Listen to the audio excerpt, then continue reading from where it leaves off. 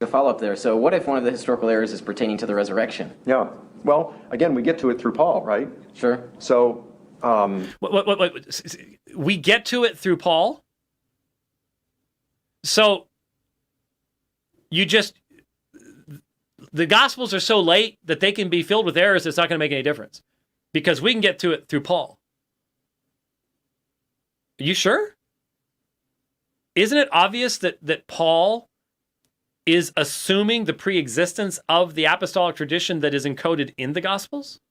Like when he answers questions, not I, but the Lord, or not the Lord, but I, what's he referring to there? He's referring to the very tradition that is written down for us in the Gospels, which was the very lifeblood of the church at that time.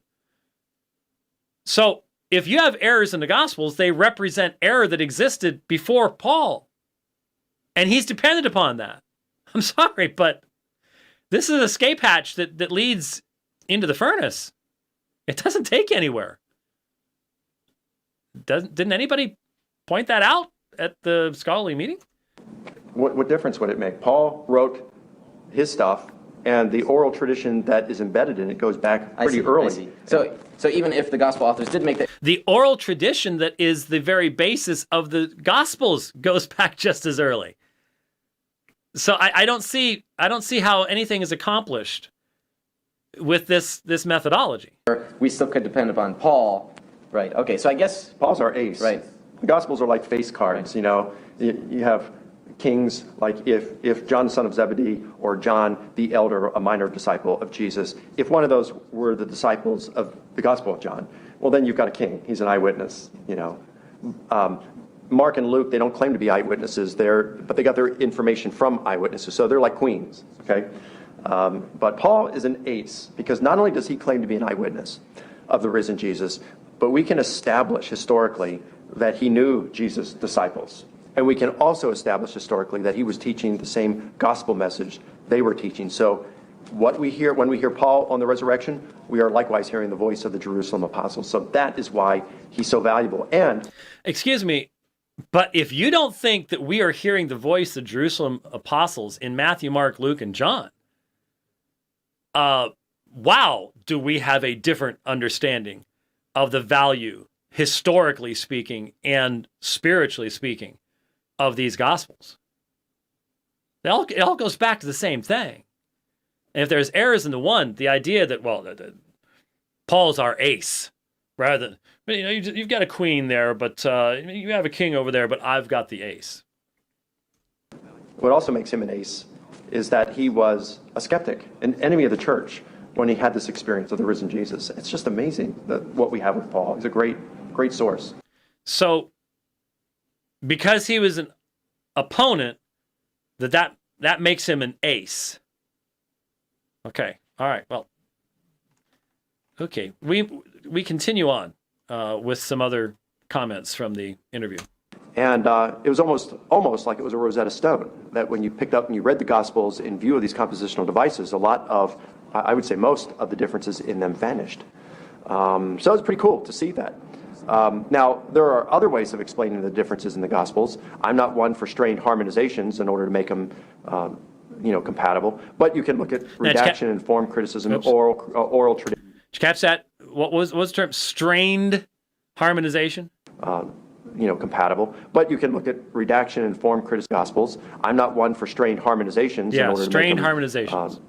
Compatible, but you can look at redaction and form criticism, oral tradition, things like that. So many different ways of explaining the differences.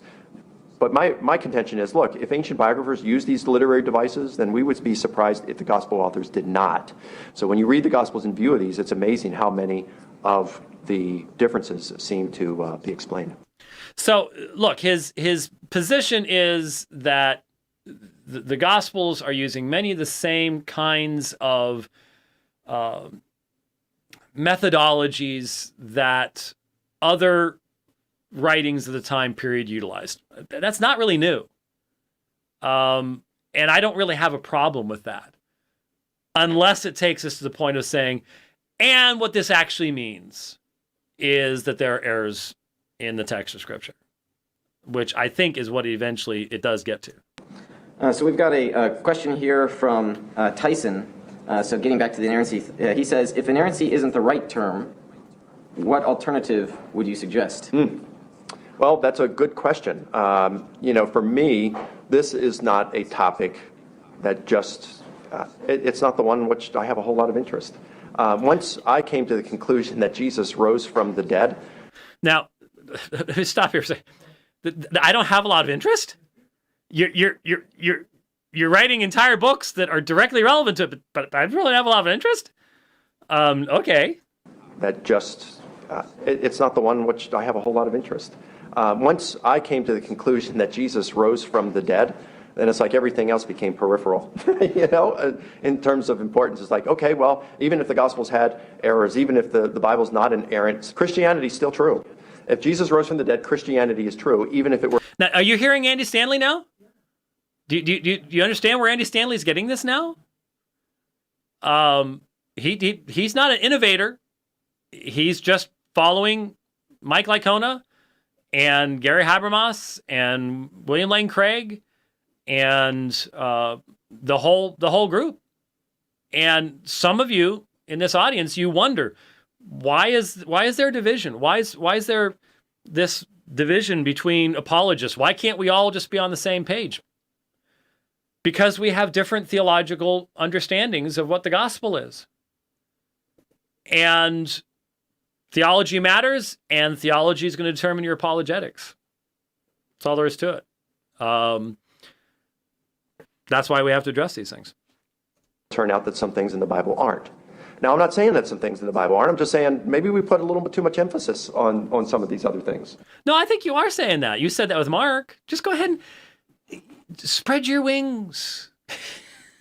What do you have to gain by continuing to say that you're one thing when you're really not that thing? Because those of us who are that thing recognize when you ain't that thing.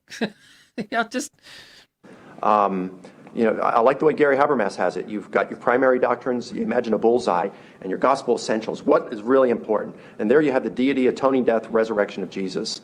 Now notice, deity, atoning death, resurrection of Jesus. I thought it was just resurrection. Where do you get the deity of Christ from? Oh, you can get that from Paul. You can get that from Paul. But you don't get that from the Gospels? This isn't something that takes a full biblical, high view of Scripture, the Bible, to come up with these things? Of course it does. And then you've got, the ring that comes outside the bullseye. And those are important, but they're not gospel essentials. Yeah. So you look at those. And then you've got your tertiary doctrines. Now, William Lane Craig puts inerrancy as a tertiary doctrine. I would put it there, too, as a tertiary doctrine. And he also puts original sin and a number of other things out there as tertiary doctrines that can be abandoned and tweaked and changed, and that's going to impact your apologetic. And that explains some of the major differences between the camps, the groups, and how we approach things. You can still have historical reliability without, and then it's going to depend on how you define inerrancy. Right, and it seems that that's the issue. It's the definition. It's not necessarily what a new label should be, but it's about what it means. That's what it boils down to. Yeah, but Kurt, the question then becomes, like Mark Strauss. I've heard him say, in fact, it was in the paper, he just didn't say it because he was abbreviating, and he has said it, Ben Witherington has said it, others have said it, that defining inerrancy, inerrancy dies the death of 1,000 qualifications, Yeah. So, you got the Chicago Statement, which is like 6 or 8 pages long. I like the Chicago Statement. I don't really have any problems with it. Yes, you do. Come on, you do. It's far too constricting. You just said it dies the death of 1,000 qualifications, but it has to be qualified. You have to know what's being stated because of the nature of the documents that you're dealing with. But you have a problem with it. It seems pretty obvious to all of us out here that you do. Then you got the Lausanne Covenant, which has just a basic one-liner. The Bible is without error in all that it teaches or all that it affirms. Yeah, I'm fine with that too. So I like historically reliable. I like divinely inspired. I like infallible. Yeah. I think those terms are fine. But yeah, at the You end can of the keep day, inerrancy if you want. yeah. And one other thing I put in there, I'm sorry to interrupt you. Sorry. A couple of years ago, the ETS annual meeting was in Baltimore. I think it was 2012, but it may have been 13, 14. And here's where it's interesting. The theme, like the theme of ETS this week is the Trinity. The theme of it back then in Baltimore was inerrancy. And that's when that book came out, 5 Views of Inerrancy. And so they had the contributors on the panel. 4 of the 5 were there. The one, Kevin Van Hooser, couldn't make it. So you had the 4. Michael Bird, Al Mohler, I forgot who the other 2 were. Peter Enns, John Frame, I think was the other. I know Frame spoke at one of the ones recently. Okay, that would have been him. So the question was asked, do you think inerrancy is the best term to use today? Al Mohler was the only one to say yes. Thank God for Al Mohler. And the rest said, well, I guess you could use it, but you would have to nuance it to mean something different than what we have typically thought of it to mean. You could still use it, it still might have value, but it's got to have a little nuanced meaning to it than what we have had. And that's what I think Walton and Sandy have said basically. You can use it if you want, but there might be a better term. And they even said that there are no definitions of inerrancy today that really take into account what we know about oral culture and the way literature was written in the past. And I agree with them. I do not agree with them by any stretch of the imagination. And that's going to be another part of the 10% of the problem. I had some other stuff here. I'm just going to jump down to one last thing because we're going way over time and it's getting late. Let me see if this is, which one of these is the one I wanted to listen to. Let's see. You might confuse him for J. Warner Wallace. His question is, what do you think of the possibility that some of the differences in the Gospels could be similar to the differences one sees in crime scene eyewitness? Okay, I'll just play this one real quick because this is where he mentions the Jairus thing. And I said that I was going to play that, so I'll just play it real quick. Testimonies, that there were just different points of view, recognition of different details. What would you say about that? Oh, absolutely. There's no question that's probably going on at times. But there are many, many, many cases where that can't be the case. For example, Jairus comes to Jesus at one point, and Luke's gospel says, please heal my daughter, she is about to die. And Jesus says, all right, let's go. And on the way, a woman with hemorrhaging, she's hemorrhaging, can't get rid of this bleeding complication. She comes up and touches Jesus' robe and is healed. And then as they head to Jairus' home, some people come up from Jairus' home and they say, don't trouble the teacher anymore, your daughter has just died. When you read that same story in Matthew, though, Jairus comes to Jesus and says, Lord, my daughter has just died. Please come and heal her. And there's no messenger that comes out later to inform Jairus that his daughter's died because she's already dead when Jairus comes. So which is it? Was she already dead or was she about to die? That cannot be explained in terms of various witnesses at an accident looking at different angles. That is best explained by a compositional device, which would be compression and simplification. So compression and simplification. I agree. That's how I've explained it for years. So there's going to be places where there's going to be, obviously, agreement, but it's where the disagreement that is important. There's one other thing I want. Let me see if this is, there's only 2, so one of these could be the right one. It's the belief that God does not know. Okay, yeah. For some reason, a question was brought in on open theism. Check out the response. It's the belief that God does not know the exhaustive future. Now, again, there are some nuances for different open theists, so that's just the way I would say it. So what is your view on that? Or maybe just divine foreknowledge in general?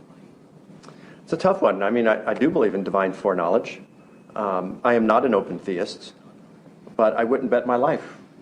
I wouldn't bet my retirement plan, as insignificant as it might be. I wouldn't bet against open theism. Just because there's certain scriptures, like God repented. He repented? Things that would suggest that God didn't know certain things or God changed his mind. Oh, really? Well, if you reject open theism, how do you explain those kinds of verses? Well, you explain them by a compositional device, or you say that's a rhetorical device, or according to the genre, there's a kind of rhetoric that's going on here, or a figure of speech. You would do that. So you can get out of it that way, but a plain reading of the text, of course, would suggest open theism. I don't take open theism, but like I said, I think open theists have some decent arguments, and I wouldn't bet against them.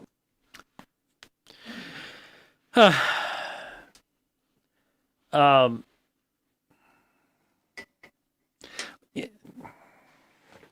sure how to approach something like that. What it fundamentally reveals is the non-existence of a confidence that the Bible as a whole reveals a particular divine truth. The concept of open theism is so far removed from anything that anyone could seriously suggest that the actual authors of scriptures believed. It is so much a modern construct, so much a philosophically driven thing that requires you to abandon any meaningful concept of prophetic fulfillment and to look at the authors of Scripture as men of their time period with limited perspectives, etc., that any New Testament scholar that can go, well, I'm not going to vote, I'm not going to bet against it. You know, they've got their arguments. I don't go there. You know, this is this humility. There's a humility, understood humility, in saying, well, you know, I don't go there, but I could be wrong. Look, when you're talking about whether God didn't know 9/11 was going to happen, go listen to my debate from up in Denver with where open theism leads you to. And it is pure rank heresy. Pure rank heresy. If your view of Scripture can't get you to the point where you can actually state that, then I think you've minimalized stuff down to something way smaller than